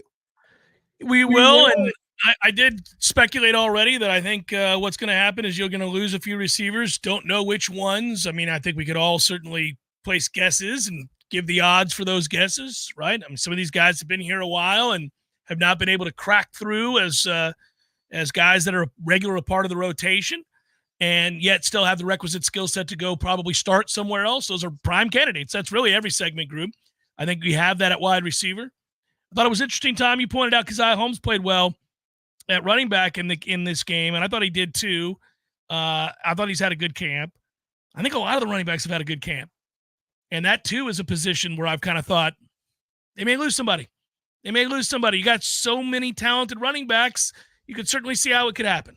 It's really hard to project who that's going to be. You're correct. You look at the receiver room, and you can kind of guess. Eligibility remaining, how many years they've been on campus, production since they've been here at Florida State for one reason or another. Probably not going to work out. You can look at that tight end room to a degree as well and maybe find a candidate or two that it may or may not work for. The defensive back room, you go down the line and there are some obvious places. Running back is tough. Running back is really tough to project. And, there's an instance early in the game where I thought Roydell missed a block. I think it was a lead blocking opportunity. And Keziah made that play later on. It's the third down throw to Malik Benson from DJU, probably outside of the outside throw to Kentron, the best moment for the passing game. Well, that's sprung because Keziah Holmes comes up and blocks Omar Graham like a man because there's a pressure coming up the middle, and the pass pro deal is very, very important. So, if you asked me before the spring game, if you had to guess, I'm wondering if Keziah might be the odd man out, and that's not fair to anybody who might be the odd man out. Keziah's showcase was very impressive top to bottom. And I don't want to lose that kid because if you can do it all, you've got the speed, you've got the power, you've got the ability to block, you've got the willingness to block, both as a lead blocker and in pass pro. That's the guy that helps you win football games. Generally speaking, when you're going to lose players because you have too many good ones in a segment group, you're going to miss those players, or at least it's going to tug at your heartstrings a little bit when you lose them. And I think that that's true. Like if you go back, there was a running back that Tom really liked, who's no longer with the program. And that was a guy that on the day that it was announced that he was going in the transfer portal, now that ended up being a really stupid decision on his part, in my opinion. And he got some terrible advice along the way, and that's most unfortunate. We used him as a lesson last week when we talked about what is and what is not real out there that is being offered up. But that player, when it was announced, I immediately was like, ooh, Tom had to exhale when he read that one. That one hurt. That one hurt. And I also think that's going to be true when it happens here. You raise the level of talent. Suddenly, you look a lot of places and you say, yeah, they're pretty good here. They're really good here. That group is loaded. Man, if a group is loaded, why are they loaded? Because they have talent to burn. There's more talent than you can possibly get on the field. So by definition, when one of them leaves, you just lost a talented player. And you're going to go, damn it, we just lost a really talented player. But that's how it goes. It is how it goes, and it's going to happen. I mean, unless you could lose one of the younger guys, but that wouldn't make a whole ton of sense. They love Toafili. They've been limiting him and putting him in spots to succeed, raving about him. They know what he can do, yeah. They know what he can do, so they're limiting him. So that he's not one. They just brought in Roydell from Alabama. Cam ain't going anywhere, just got here. Danzy, when he comes in, is not going anywhere. Singleton's only in his second year on campus. Fast and talented. Keziah came in as a transfer for a couple of seasons ago out of Penn State, but he's got the tools. I don't know where you go. I don't know what you do. So maybe they leave their office door open and they wait to see the first guy who walks through, and they're surprised because the depth chart is awfully crowded. We like to run a lot of two back, but I don't think we run enough two back for every one of these guys to be satisfied. It's also a position of attrition. It's also a position where different styles can really help you at various points of the game or different game plans. So it's, there's a possibility that, you can convince some guys well down the depth chart to stay and say, I foresee us using you in this way. And running backs, the modern running back has gotten a lot more willing to divvy up carries. It's because they see it in the NFL and they understand that the term workhorse doesn't really exist all that often in big-time football anymore. Like it used to be that if you were a stud running back, you carried the ball 25 to 30 times a game, if not more. I mean, I remember Emmitt Smith with one functioning shoulder trying to win a playoff position for the Dallas Cowboys or home field, whatever it was, against the Giants. And I mean, they just kept rolling him back out there with a separated shoulder, like 35 carries, 40 carries. That's how the running back position was. In fact, running backs used to bitch and complain if they had a game where they got 21 carries. In the post-game press conference, they'd be like, well, I was really just getting into a rhythm because by about the 15th or 18th carry, I was starting to feel good. Like they wanted, but that's not the modern running back. So the modern running back's like, man, there's only so much tread on the tire. And we take a beat, and our value is falling off a cliff. Can I make a suggestion for college football? Since we've already jumped the shark and players are getting contracts and they can go unlimited transfers, can we introduce trades to college football? Can we introduce trades between programs? Because guys, if I'm looking at, let's find a program that we're not playing, Oklahoma State. Maybe Oklahoma State has an extra safety floating around, or maybe they've got themselves running back, but we don't need a running back. Right, they don't need a run. But let's say they got an extra D tackle that's not happy there. It's not working out. It's not a fit for the staff. Good player. Boy, could I interest you in a running back or two that we have? I've got a young member of our secondary. I'm just not sure we've got room for him, but you're going to love him. Because I know slot corner is something that you need, Mike Gundy. I know that's something you need. Let's just introduce trades because Florida State has so many good running backs. That'd be the first place I'd look at. Get some value for what we're sending out there. I would love it. I would love it. Just like I would love some Zaxby's, and you would too, right here, right now. Lord knows you have an opportunity on your drive home from work this evening. Just choose from one of our 86 local Zaxby's in town. Get you one of the big platters, Zax sauce, Texas toast. You've heard recently they've introduced shrimp to the menu. Give it a go. I got to admit, I was suspect when they brought the Philly in and they were telling you about how good the Philly was going to be. And I said on air, rather unorthodox way of advertising a product, that I thought it was going to suck. Turned out it didn't suck. It was delicious. So when I heard about shrimp, I thought, I don't know, Zaxby's. But then I remembered the Philly. The Philly was so good. So maybe I'll get the shrimp tonight and be shocked at how good the shrimp is. Well, the best part about the Philly, other than its flavor, was the fact that they took the time to detail and go find some good bread for it. You got the buns. It's not the bun that looks like it's in the break room and it's used as a cushion that people sit on when they're taking a break. We've all been to those places where you're like, man, was this from 2 months ago? I know there's no mold on it, but I don't think this is a good piece of bread here. That's what Zaxby's does. They're very detail-oriented. I don't want to associate Zaxby's with this negative thing that I'm about to bring up, so I'll just say get you some Zaxby's tonight. By the way, over 19 years as a Golden Chief booster, Denny and the fine folks at Zaxby's doing the right thing, investing in Florida State athletics. Before we go to break time, I'll just tell you, I'm a risk taker when it comes to food. I'll eat stuff that's been laying around for days. My wife is in awe at the risks I'll take with certain food items. I'll go, hey, how long has this chicken been in here? Oh. She'll go, well, didn't you grill? No, it's grilled, Tom. It's not raw chicken. Yeah. She'll go, well, it's when you grilled up all the chicken breasts for the kids last weekend, but so it's been like 5 days. I bet that chicken's still good, babe. I'm going to heat it up and eat it. She's like, no, I'd just throw it away. No, let's give it a go. Looks good. I remember that chicken. It was good. I seasoned it perfect. I do it with a lot of items. I'll leave stuff that's supposed to be cold out for too long. I once left some half and half creamer that I needed in my car for a full day. Forgot all about it. Reached in the back seat to grab something else, saw the bag laying there, and it was in the shaded part of the seat. And I thought, no sun ever hits that the way my car sits. I'll use this creamer. Guess what? It was fine. It was delicious. Didn't tell anybody it'd been sitting in my car for a day. It's the kind of risk I'm willing to take, Tom. Come to think of it, I really had to use the bathroom later that day, and it was very interesting. Man, you can't. I take chances, buddy. You're taking chances with dairy? Dude, that is dairy and chicken? I'm taking chances with it all. Do you at least use your nose, or do you just hold your nose and say, I'll bet it's good? No, I smell it first. I'm not a dumbass. I'm not going to look at that thing and be like, oh, it's rotten, can't wait. I don't know. Maybe you're just a daredevil when it comes to the food. You're like, well, we'll find out. And you take it and you see. I'm a risk taker, buddy. That's all I'll say. It's the Jeff Cameron Show, 93.3 Real Talk Radio, Warchant TV. Attention, Florida. Are you a victim of an auto accident? We introduce our live chat sponsor, Hyson Leaka Law Firm, dedicated to representing injured clients statewide.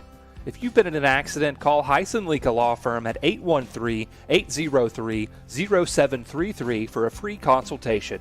Remember, there's no cost to you unless they win. Your interests come first with Hyson Leaka Law Firm, the name you can trust for justice. Call 813-803-0733 now or visit HeissenLegalawFirm.com. Heisen Legal Law Firm, your advocate in times of need. For a credit towards your new one. So why wait? Visit Pinch A Penny's 12,000 square foot showroom today on Greer Road and discover how effortless and affordable owning a fantastic hot tub can be. Find out more at TallahasseeHotSpring.com. That's TallahasseeHotSpring.com. If you've been waiting and waiting for the perfect time to buy your new house, you'll be waiting forever. This is Shannon Young with Fairway Independent Mortgage Corporation, and I have been a mortgage lender for over 20 years. And I can tell you that there is no such thing as perfect timing. So take the first step towards your new home and let me show you what that really looks like. Chances are very high that you'll be very surprised at what I can help you do. When rates go low, prices go high, and that home that you've been eyeballing could be gone. If you're wondering how the drop in interest rates is going to affect your payment, give me a call. I'll be more than happy to show you all of the options available to get you into your new home. And for every single loan that we close for a fellow Knoll, I will personally donate $250 per closing to the Battle's End. Let's do this together and let's keep climbing. Call me today at 954-369-6171. That's 954-369-6171. Or you can find me online at loansforknolls.com. That's loansforknolls.com. Equal housing lender. NMLS number 373031. Hey, Knoll fans, our partner ISF Inc. is a national management and IT consulting firm located right here in Tallahassee, Florida, solving the future for state governments through strategy, process, and technology. As a trusted advisor for state governments, ISF knows the importance of defining a clear and detailed strategy. Our friends at ISF can help your organization create a strategy that sets you on a path to success. ISF, your vision plus our expertise brings your brilliant ideas to life. Visit ISF.com to learn more. ISF, solving the future. Power Mill Training Academy equips motivated athletes focused on baseball and softball with the specific tools to reach their true potential. Now, you'll read that if you go to their website, but I'm here to tell you that, look, whether it's your daughter wanting to play softball, your son wants to play baseball, or maybe they just want to have fun and get the most out of their abilities, and that's where Power Mill comes into play. They've got coaches and camps that teach for every level of play for your son or your daughter. To learn more, go to PowerMillSports.com. Honey, I'm home. We're in here, honey. So why are all my friends here? Have a seat, Dave. We need to talk about your problem. Problem? I don't have a problem. Dave, you do have a problem with your grill. Here's some pamphlets from Hearth and Patio. They are waiting for your call to help you upgrade your grill.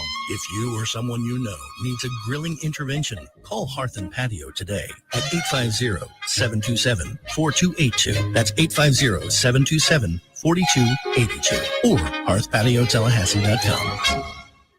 We all want more energy, more strength, more results. Well, welcome to Orange Theory Fitness as you take a step towards feeling more alive today. Backed by science, Orange Theory's heart rate monitored workout is scientifically designed to keep heart rates in a target zone, spiking metabolism and increasing energy. Orange Theory Fitness is a one-of-a-kind group personal training workout resulting in more energy, visible toning, and extra calorie burn for up to 36 hours. Experience a more vibrant life today with Orange Theory Fitness. To find out more, go to orangetheoryfitness.com. The Jeff Cameron Show is a production of the Warchant.com Multimedia Network. Check out Warchant.com today for the latest news inside Florida State athletics. That's Warchant.com. Now, back to Jeff on Real Talk 93.3. Man, I was in the middle of pitching a perfect game, and I screwed it up for a millisecond. It was a casual perfect game. I was just kind of like, this is too easy. We need to really spruce this up, make it more difficult. I'm just not even paying attention, just randomly hitting buttons, knowing what I'm doing, just like that. And then all of a sudden, back to reality.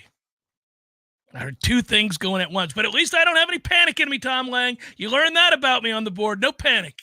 It happens. I recall the first times I did Florida State baseball games, and those were difficult back in the day when Florida State baseball was on the road specifically, because every press box you went to was a completely different story. The connection quality would go through these different places, the Zephyr machine, the ISDN machine. Oh, the Zephyr machine. Good Lord. Remember that? That was actually the most reliable of all of them.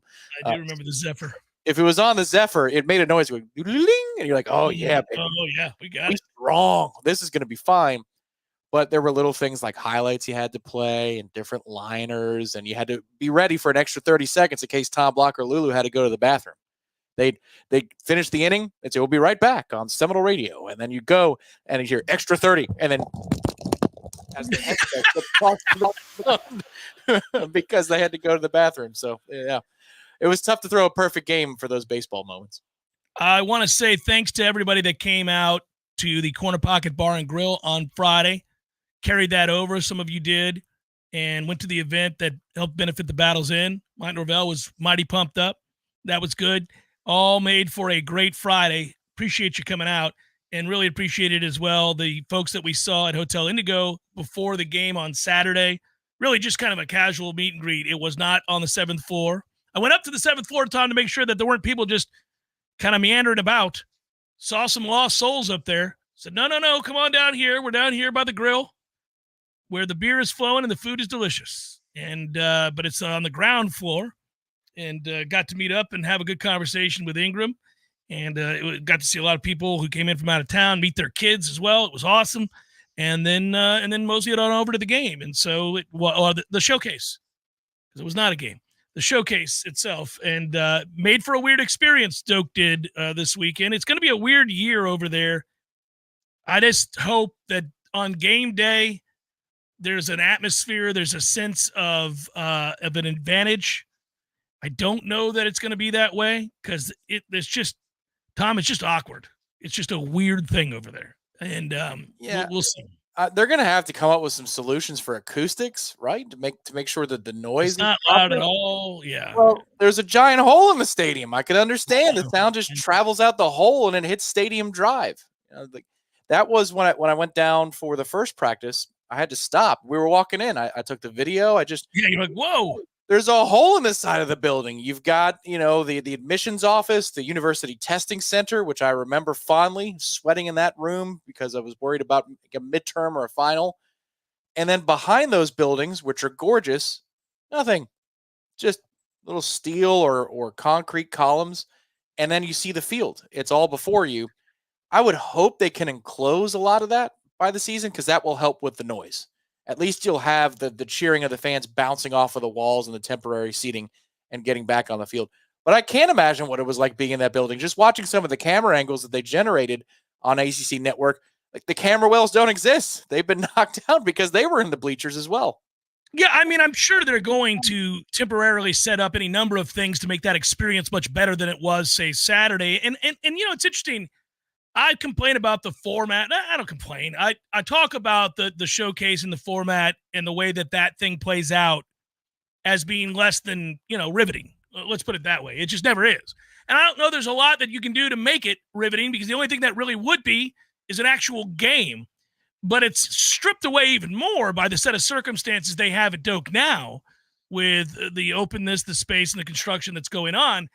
And so you're kind of hard-pressed not to associate that emptiness and that quietness with what you think it's going to sound like in the fall. And I have a suspicion it won't be quite like that. I think they will make adjustments, and there'll be an opportunity to have some semblance of a home field advantage. Although I just don't think that's going to be – because, listen, I mean, you think about these last couple of years, there have been some moments, right?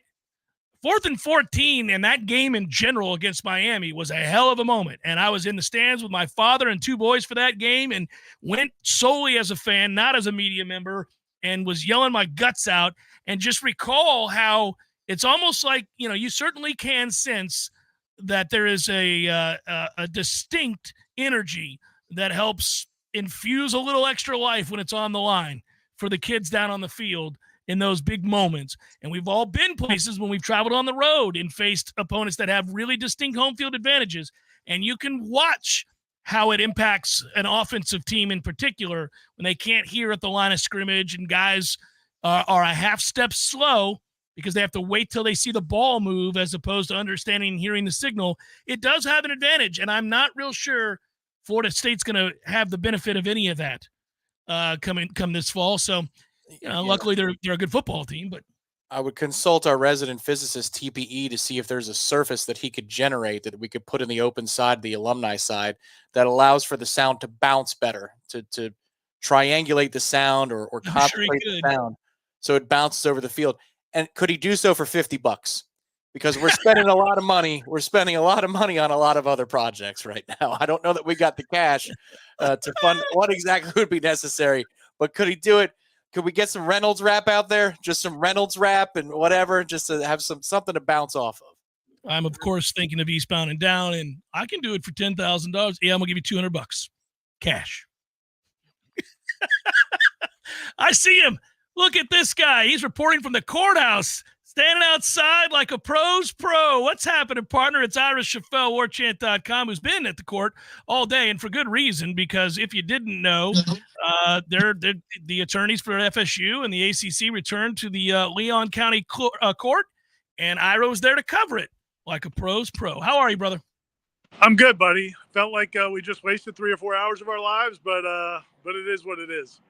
Well, thankfully, you wasted 3 or 4 hours of your life while I was here doing this so that I could pick your brain about those 3 hours. And there are a lot of people, whether you think it's a waste of time or not, that want to hear what, if anything, was decided that will or will not impact Florida State's case against the ACC. Yeah, so the main thing today was the ACC's hearing, the ACC's motion to dismiss the case FSU brought against them in Leon County Court. I think most of us thought, I certainly thought, that FSU was going to win this today and the case would move forward. The ACC kind of hit them a little bit. And FSU kind of was scrambling, and now they're going to have to refile their amended complaint. Basically, what happened was the ACC said that FSU didn't specifically outline why they have jurisdiction for this case in Leon County. I think, the FSU's attorneys were arguing that, well, all throughout our complaint, our amended complaint, we outlined all the reasons that this is happening in Florida. But I guess specifically from an attorney standpoint, you're actually supposed to outline it and make your argument clearly and concisely and not leave any doubt as to what you're saying and why it needs to be in Leon County. The judge agreed with the ACC. And it's the first time, really, we've had 2 hearings now in Leon County with Judge Cooper. And this is really the first time he's seen much in the way of ACC merits to their arguments. So it doesn't mean the case is over. It doesn't mean Florida State lost. What it means is Florida State now has to refile their complaint. They'll get 7 days to do it. And then in that new complaint, they have to really spell out exactly why, with case law, why they have jurisdiction to have this case. He called it personal jurisdiction to have this case in Florida. And again, this goes back to the fact that the ACC is based in North Carolina. Florida State obviously is in the state of Florida. The ACC has filed a lawsuit against FSU in North Carolina, and they're trying to get their case moving forward up there. So if FSU wants this to move forward in Leon County, they're going to have to file an amended complaint. Then the ACC is going to have to respond to that. So this whole process may take another month, basically just to get back to where we thought we were this morning. That's what I'm hearing, and I'm glad you just spelled that out concisely and clearly, Ira. This is a roadblock, a bit of a road bump or whatever you want to describe it as, not a massive setback. Pain in the ass for these guys, but really for all of us who are anxious to see this thing move forward. It just got delayed. Basically, it just got delayed by what you said, another month, a week for them to file the amended complaint. But all in all, this is going to add up to just more delays, right? Yeah, so FSU has a week, and then the ACC will have 20 days from then to respond to that complaint. So between the two, you're looking at about a month. But then Judge Cooper has to find a date for the hearing, which could take a little more time. And the concern for this is, and again, I'm not a lawyer. We'll have Mike or somebody on to give you some of the legal rulings, but I guess insight. But just from a common sense standpoint, right now we have these 2 cases going on separate tracks. The North Carolina case for the ACC against FSU and the FSU case against the ACC. And the feeling was, okay, if these are both going on separate tracks, who's going to finish first? Like, who's going to win their case before the other one? To me, that seems somewhat significant that now you have another a month of delays now here in Leon County just to get back to where Florida State was. So I think this was a misstep on the part of FSU's attorneys, not spelling it out clearly. I think Judge Cooper, everything I can tell is he's been very fair to FSU. And so for him to rule this way, it seems like they kind of messed up, and he's trying to follow the letter of the law. So now you have about a month delay here that, from a big picture standpoint, I don't think it affects this case, but it could hurt them if they're racing against that North Carolina case. Yeah, so from a timeline standpoint, well, I don't want you to get kidnapped. People are sneaking up behind you here. I'm going to let you run like the wind blows, Ira, and we'll talk tomorrow on Headlines, and you can give us more insight. Thanks for covering it, brother. Tell Kim I love her. Ira Chaffel reporting from the courthouse for us. This is funny and fun.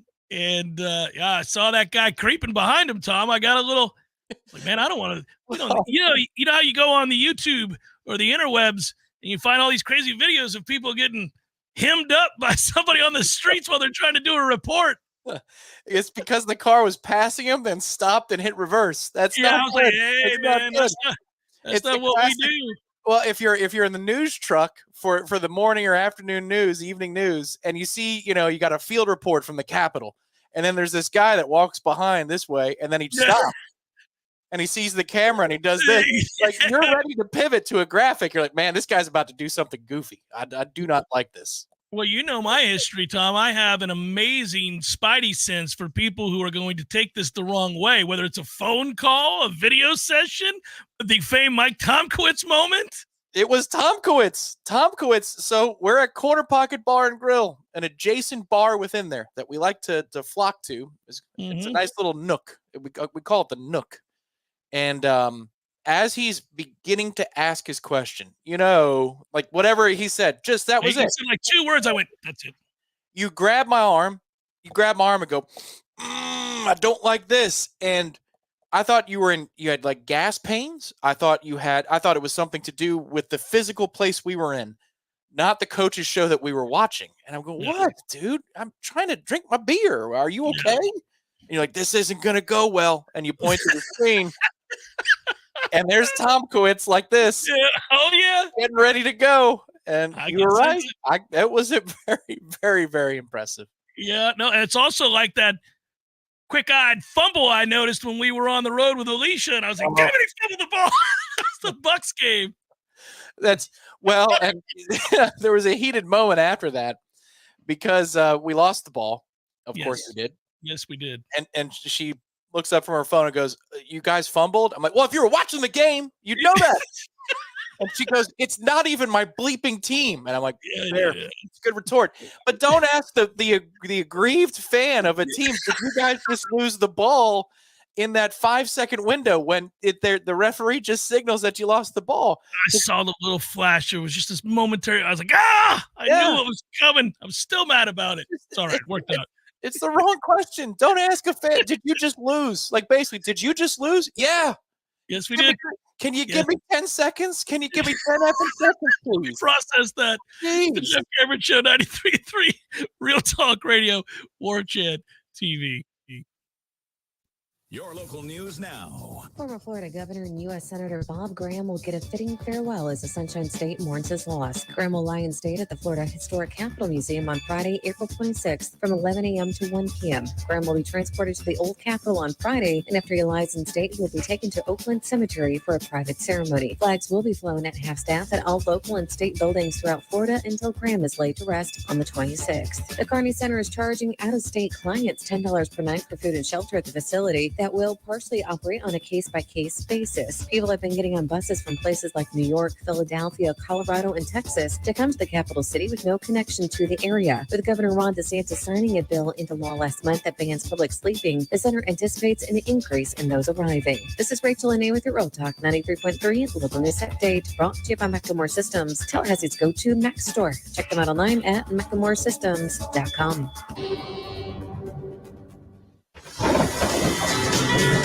This is meteorologist Paul Trombley with your Real Talk 93.3 weather update. Daytime highs approaching 73 this afternoon. Under sunny skies, north winds 8 to 15 miles per hour. Tonight, lows dip down to about 49. Bright sunshine tomorrow, high of 78. Clear skies and dry Wednesday and Thursday, low 80s. Wednesday, mid 80s by Thursday. This report is brought to you by the Lawn Johns. For all your landscaping and lawn care needs, visit thelawnjohns.com. Right now, 71. Did you know metal roofs' survivability far exceeds that of traditional shingle roofs? It's time to consider a metal roof from Metal Roofing Sales of Tallahassee. We provide the best quality, least expensive material and accessories in the area, as well as material pickup and delivery. Our painted panels qualify for the City of Tallahassee's low-interest Energy Star loan program also. And don't forget about our veteran and law enforcement discount. Give Metal Roofing Sales a call today at 536-9123, 536-9123. There is no Bigfoot, Eddie. Would you stop with that nonsense? There's a Bigfoot, Jeff. I wish there were. By the way, I don't want you to point to me as the guy that takes all the fun out of the room. I wish there was the Loch Ness Monster. I wish there was the Bigfoot. I wish there was the Chupacabra. All the things. They're all mythical except for the Bigfoot. The Sasquatch. The Bigfoot? The Bigfoot. There's big feet. There's lots of them. So like different, breeds, like different kinds. There's like, families. There's different families. And, so there's if they're in the snow, you call them a Sasquatch. Or the Yeti, right? Yeah, and then here in Florida, that's a skunk ape. And, I've never heard that one. By the way, why do you think it's real? We would have found them by now. They're the hide and seek champions of the world, Jeff. Nobody finds the Bigfoot. I think you believe in Bigfoot. I do believe in Bigfoot. You don't believe in I believe in Bigfoot. Don't tell anybody you believe in Bigfoot. I would go look for Bigfoot, but he scares me. Florida, bringing the flavor and flair of Cuban food to Tallahassee since 1996. The Jeff Cameron Show is a production of the Warchant.com Multimedia Network. Check out warchant.com today for the latest news inside Florida State athletics. That's warchant.com. Now, back to Jeff on Real Talk 93.3. Today has flown past. It's been a fun show to do, as there have been obviously reports, but also things to think about post-spring. And not spring showcase, but just the spring in general. What do you have? What don't you have? What can you honestly discern about your personnel and the way they're going to be used? And who do you think you're going to lose? And who do you think maybe you should target out there in the portal? I do, this has now been sort of indoctrinated and we've all acclimated to it. The whole portal thing is something now that's been added to college football that we like and don't like simultaneously.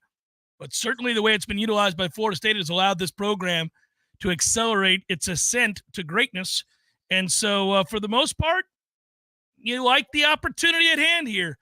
You fret about who might be gone and who might choose the option, but you also watch with great intrigue what's going to happen. Who are they going to go and bring in? When will the rumors start? Our Michael Langston will certainly be on this. All of us at Warchant will be on it. We certainly can read into those rumors and provide questions and context and all of that as well. Yeah, Matt Lasser is doing a really good job on this too. You'll find a running thread on the premium recruiting board. It's just such a weird thing. Do you create your own forum for the transfer portal, or you just know? So it's in the premium recruiting board on warchant.com, where there's a tracker of names that could be tied to Florida State, as in positions of need, whatever. And as they declare to be in the portal, that's one thread. Then there's threads with developments, Florida State official contact, which at midnight tonight that could begin. And then you could expect, and you'll find on Warchant TV, several features this week. We'll have daily recaps. As long as there's some kind of news that occurs each day. If you say, I don't want to go through the up and down, just give me a daily recap. We'll have it on Warchant TV with videos summarizing what's happened in the last 24 hours, where Florida State stands with certain positions. So we're going to have you covered top to bottom in addition to the smash tonight. I'm sure that's going to come up since Florida State lost its legal issue. We're not going to talk about that for very long. We'll talk about the spring game in the portal, I'm sure, a lot more than the legal proceedings today that hit a roadblock. Jeff, between now and Friday, over under 7 roster changes, additions, and subtractions, via portal, writes Briley. Oh, wow. Golly. I haven't given that much thought. I would guess over. When does the portal close? The 2nd of May? I think it closes the 30th officially. So Friday's time. I think you're looking probably around that number of just subtractions, yeah? Yeah, I think they're going to probably lose 3 wide receivers. I think they'll probably lose a running back, maybe. I don't know that. You probably lose. It seems likely you're going to lose somebody you're not expecting to lose, maybe somewhere in there, just like a random, like, oh, whoa, I didn't see that coming. So now you're talking about 5 to 6 right there. There may be an offensive lineman who has no chance of playing that decides to put his name in the portal. Same for the defensive line. Yeah, I think you could lose 6 to 7 guys just on your own roster. And then let's talk about who you're going to go after. I would love to, by Friday at the very least, have a real good sense of these 5 guys, these 6 guys, these 3 guys, whoever it is. I'd really like to know who they're going after. So cross my fingers. Well, where the numbers are right now, there has to be a lot in the export market to be able to import some dudes. That's true too, yeah. Because it's not just about you've got a lot more than, I mean, not a lot more, but you got more than 85, let's call it right now with the incoming. But then there's also the scholarship production over the next couple of years. If you're trying to operate to where you're at that 83 or that 82 number this year, I mean, again, every single exit would count towards being able to get guys in that help put you over the top for this fall. And this is a key window. This is a very important window to be able to do that. Greedy Vance on his way out. We already knew that. He had announced it, so you can already count 1 right there, and then you start going through it and see what else you get. It'll be fascinating. I am kind of curious. We got to say goodbye to the folks in the chat because, Tom, I'm about to double up on the clickety-do and make it happen.